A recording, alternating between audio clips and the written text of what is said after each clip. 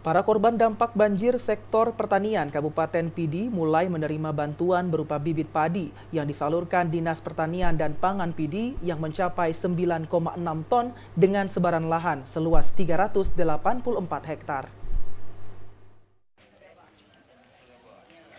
Untuk meningkatkan kembali perekonomian petani sawah pasca dampak banjir di Kabupaten Pidi, Aceh, pemerintah setempat kini mulai menyalurkan bantuan benih padi sebanyak 9,6 ton. Selain untuk meningkatkan perekonomian masyarakat petani sawah, program bantuan ini juga merupakan sebagai bentuk upaya pemerintah Kabupaten Pidi, Aceh dalam menjaga ketahanan pangan di daerah ini. Ribuan hektar tanaman padi saat banjir beberapa pekan lalu hancur terendam. Bahkan sempat membuat perekonomian masyarakat terpuruk akibat panen gagal. Hal ini pun direspon cepat oleh pemerintah setempat untuk menyalurkan bantuan ini.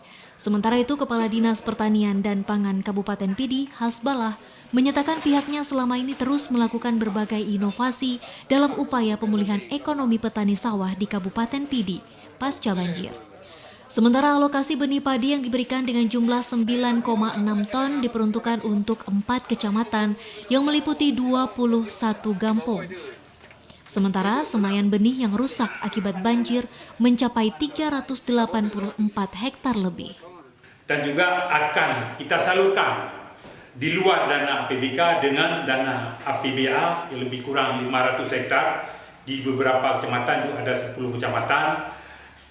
Namun demikian, dalam hal ini mohon para petani yang belum mendapat bantuan benih dari 4 kecamatan dan mohon bersabar.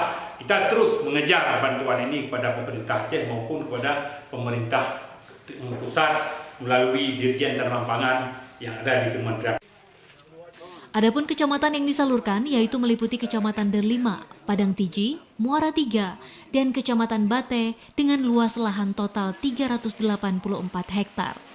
Hasbalah berharap kepada petani yang belum mendapatkan bantuan benih padi agar bersabar, di mana pihaknya saat ini sedang memperjuangkan bantuan dari Kementerian Pertanian dan dari dana APBA tahun 2023. Dari Pidi, Hasbi Ibrahim TVRI melaporkan.